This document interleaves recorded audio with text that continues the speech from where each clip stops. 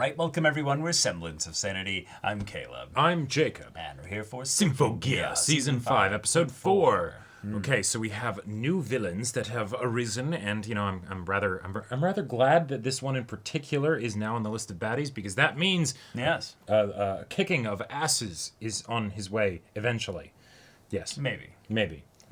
But before then, we must deal with these terrifying enemies that make barbecue at this time of year. No, they don't actually. Yes. But they do attack and do EMPs and stuff near hospitals. So. And the vampires. And the vampires.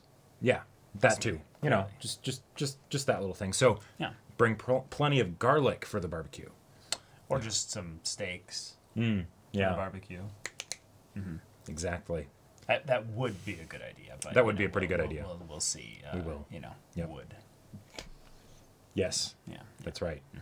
But with everything going down and having the girls not really be kind of coordinated in this, I think that we'll end up spending some time with the villains, because I feel like I would like that. they're due at this point. They have been plenty mysterious up until this point, had plenty of impact with their attacks and everything, and now getting to know them on a closer level would be pretty nice. Yeah, so y'all, without further ado, let's get into this. All right, everyone, now be sure to go check out the reaction portion of the video in the description below, then come back here for the discussion.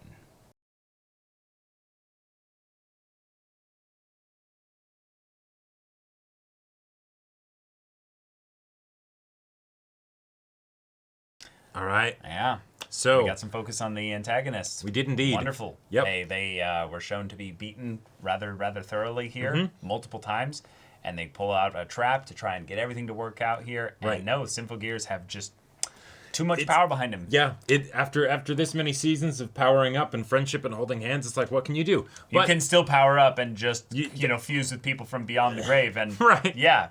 Yeah. Because holding hands has nothing to do with your hands. That's right. It's with your heart. It's your heart, and not the organ that pumps your blood, but your soul, your song. Yeah. So and I like that in this situation. No, sorry about that. I like that in this situation. It's something where the antagonists didn't even want this fight. Like, that's one of the things in previous seasons that has always felt a little off, is when the antagonists pick fights and then like run away. But it's like, wait, what did you accomplish? No. Here, it's just that Maria planted a tracking device on them. Awesome. Yeah. So then when they're hiding out in an abandoned like car lot like dump, just to find a place to sleep, they end up following them there, and okay, they got to do battle. Awesome. They put up a good fight, but it's not enough. Yeah, so there was this really also random bit where they kind of talk about, oh, here's not the only way to activate Relic was with Phonic Game. We'll do something here. Right. And then randomly he says, yeah, kill the people that came with me. Right. But not all of them, just the two specifically that were right there. Right. That old McFart has never made enough sense to me for me to really be surprised by something like this. But are they trying to make a distinction about there were two of them that were from a previous engagement or what have you? I guess. I guess it's something that they know that we don't. But at the same time, the antagonists have also failed in previous engagements. So, yeah. Yeah. But I liked the idea that because they were dumb, basically, and just had the relic out there in the open, and they're like, hey, kill these two. One of them's like, I'm going to grab the MacGuffin thing and just see if I can make something happen, right? Better than dying, right? Oh, and then, yeah, of course it doesn't work. He explodes. But the explosion destroys their base. And then, as a result of that, they have to just abandon it. Like, yeah, it's the kind of thing where I find it hilarious because, well, our antagonists have to deal with problems, which is kind of nice that aren't coming from the protagonists. But then this was, I guess, foreshadowing that, no, he's going to basically clear out any of the people in his retinue that are like maybe dissenting to the idea of him like taking over the government or something. Right. Because like when the guys with guns showed up at the end, it wasn't like, oh, Here's Genjiro's dad, Right, exactly. This is the Japanese government, so I guess this guy is already like kind of taken that over. But like, wasn't the whole point is that the Japanese government had been like kind of decided to not do the stuff that he wanted them to do, so then that's why he ended up splitting off. I don't know. I don't know. Yeah. But hey, any sense or logic of it, I don't necessarily get. But what I do understand now is that we're in more of a row fight the power situation. And that is something that I am all about. Because, skip the shenanigans, get to the hand-holding. Get to the Gurren Lagann shit. Right, exactly. Turn your fist into a drill. Yep, especially if we're not only going to handhold these new antagonists, but then also fight God and the Custodians and all that stuff in this season.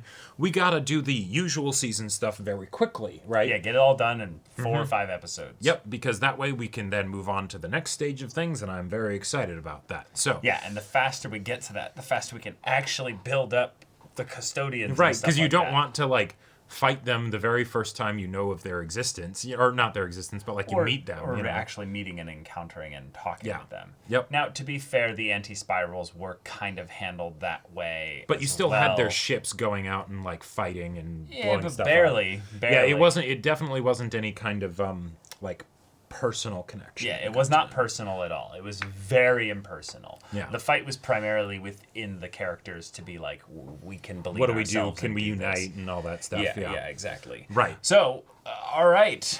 I liked seeing the 3 remaining members of the Bavarian Illuminati, the Noble Red, showing care for each other. Yeah, I liked that was great. They were, actually showing that little bit of empathy.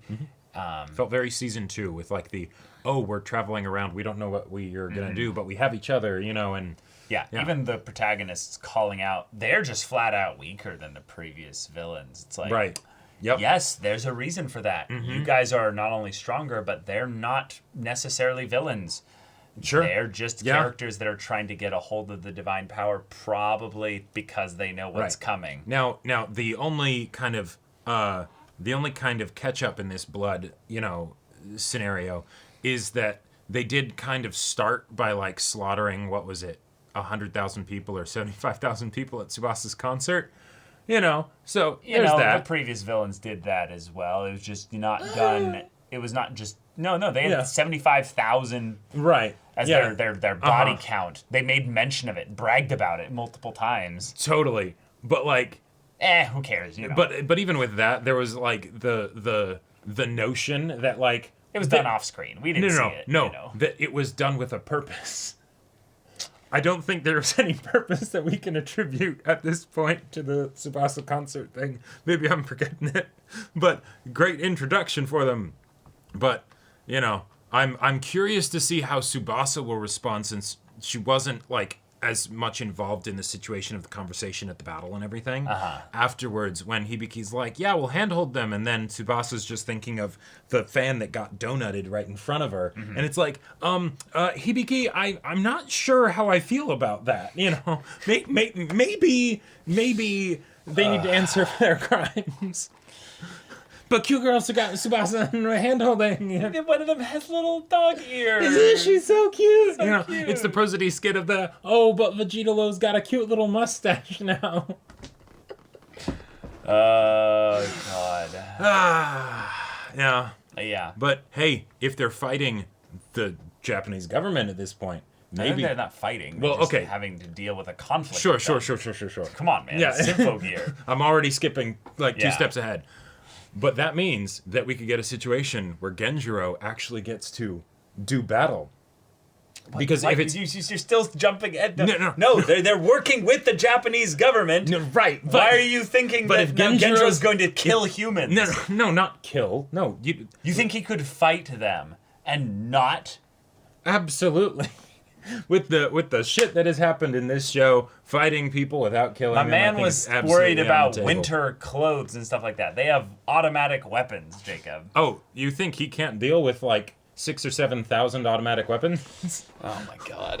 Because see, his dad is going to be one of the bosses, right? And the girls could definitely fight him because he was shown to be strong here. I don't think he's it's the whole Genjiro versus his father. Yeah. No. Please don't. Yes. Please don't. Yes. Please take this into the Custodians territory really quickly. Oh, definitely. I do not care. The reason it gets taken into that territory quickly is because it ends up being a battle, and Genjiro just... breaks the breaks the threshold exactly. of what humans should be. And the Testonians are like, okay, we gotta clean up this shit. See, this up on Isle Earth. This conflict has been foreshadowed since season 1. You know, Gendro was just waiting for his moment for when the plot conveniences would align perfectly. That someone would actually be strong enough to fight him. Exactly. And also be a man, you know?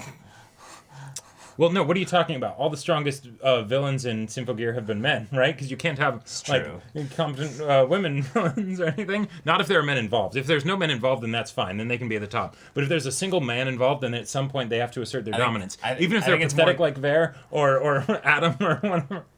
I think it's more that... never mind. I just want to go into that. But, all right. This is where we're at. Yeah, let's get twisty. Twisty. Also, that weird signal. Yeah. That's very much just kind of left open there. I think that's something that I want to see followed up on, because it reminded me of the first Transformers film where you heard the...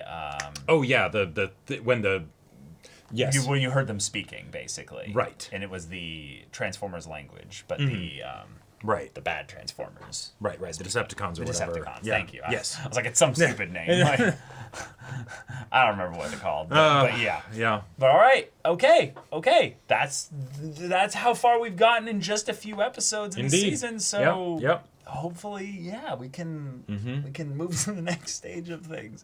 But y'all, thank you so much for watching this episode's reaction and discussion. If you want to see the next episode's reaction and discussion right now, though, go check out the link in the description below for our Patreon. You can get an early access there. You can watch full-length timer reactions there, and all this comes with Discord access, so you can chat with us in the community there about this show, about anime in general, and also be sure to check out our Twitch channel. We stream every weekday. The info's in the description. Yeah, so if any of that interests you, we'll see you there. But until then, we're Semblance of Sanity. I'm Caleb. I'm Jacob. And we'll see you all next time.